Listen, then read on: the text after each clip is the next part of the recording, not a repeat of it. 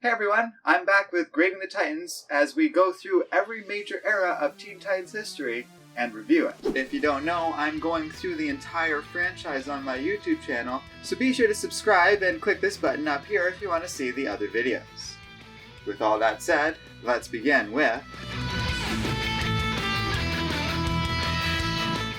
In 1989, after a pretty solid second run of New Teen Titans, Marv Wolfman, at this point long an outright editor for DC with tons of creative control over this series, thought it was yet another time for a new series title. It's something that had been chafing against the nature of the series basically since Wolfman and Perez first took over. The Teen Titans, in spite of their name, the storytelling had long treated them as young adults, much more than teenagers. This was a team that was getting married, having children, and dealing with ideas far beyond typical adolescence.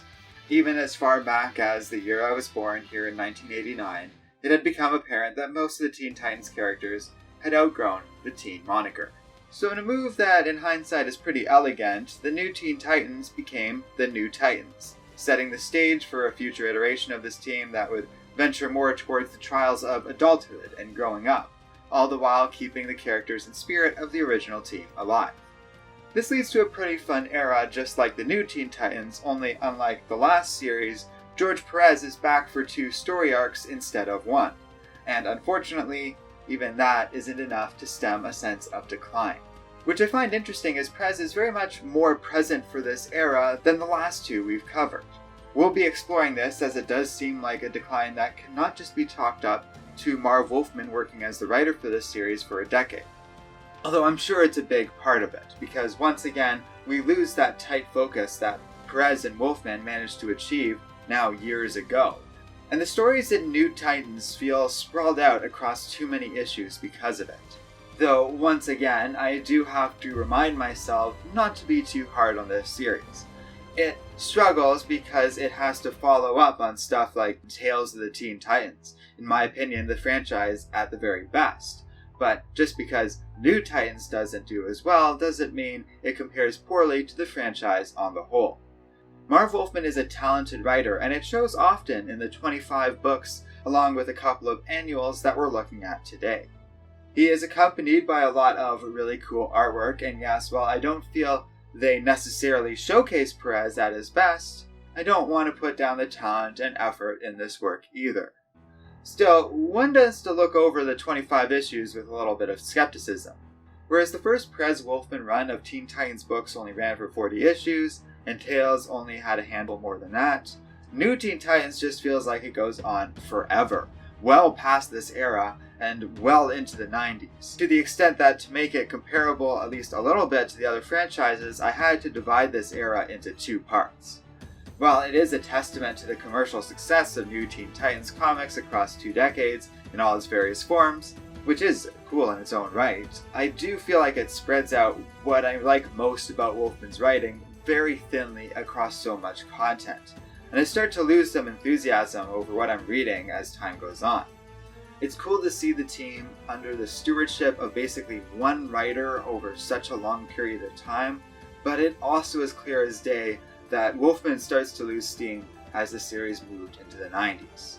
It just feels like New Titans can't match the tone of New Teen Titans during its best days. There's bits of creativity throughout Wolfman's writing during this era, with the team increasingly relying on characters like Jericho. Things often lose the potential we once had. We get this slew of characters that just aren't as interesting as our founding team, and my engagement with this material drops a lot because of it. Still, those first 2 arcs where Perez comes back is a lot of fun, as his art goes a very long way in giving this series this feeling of energy it very much needed as we were starting to drift away from the quality of the late 80s. In a lot of ways, this series works well as a last hurrah for the Wolfman-Perez era of Teen Titans. At this point, we have our characters like Cyborg, Beast Boy, Nightwing, Donna Troy, Starfire, and Raven, all thoroughly confident and robustly experienced as superheroes. They've gotten through a lot of their more basic character story arcs by now, developed into fully fledged adults, and are now taking on more of a mentor role that feels natural as they begin this journey into adulthood. Though, like I said, I do wish the younger members that they were mentoring were written more interestingly, because I just don't find them that cool. Still, this series explores a lot of the dynamics of our main characters getting older quite well, all around the usual foray of space adventures and superhero events. I can't help but point out that I remember and take away from this era a lot more of the character stuff than I do any of the villains or storylines, a clear indication of where this era of Teen Titans is at its strongest. It's the character stuff that makes this particular Teen Titans era worth reading, in my opinion. While not necessarily important to the history of these characters too much in the long term, it's more about the fun experience of just reading stories by Marv Wolfman, even if they aren't the all-time best he's ever written. They've got some great moments and really creative choices along the way, and very often we get fun stuff like Bumblebee showing up for a solid couple of issues. There's still a lot of 80s in this book, which kind of leads to this fresh pioneering spirit to it all, even as we moved on to the next decade. And you can tell this is where Marv Wolfman is comfortable with his storytelling style at this time. The big transition going on in the larger industry that would experience in the decade following wouldn't affect the New Titans, at least not for this round. We'll talk more about that next time, but it factors into why these 27 books really stand out from what comes next. Not only is that the last thing resembling anything like a real, long-term run between Wolfman and George Perez for this series, but also just the end of this type of style and substance. The team, how they were depicted, and what people thought of them would never be the same after these two took over the series. That's a good thing. Wolfman and Perez really made Teen Titans into what they are today, while future iterations of the team would go on to find their own creative direction for these characters, or at least die trying. And if these later era books are any indication, neither Wolfman nor Perez could really keep up that level of energy and creativity they had for this team in the 80s.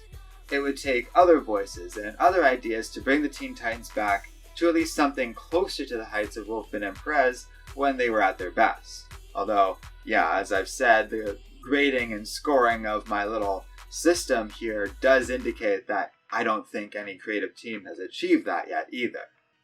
It does leave these books in an interesting place.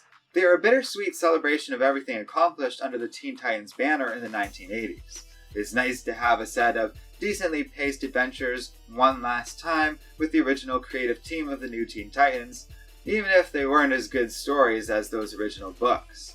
It just happens time and time again. We'll have some cool new idea, and it just isn't as entertaining as their earlier stories. It just seems like no matter what Wolfman did, he couldn't get back to the energy of the original books he had written for this team. Drawn out longer and longer without a clear sense of purpose, focus, or direction.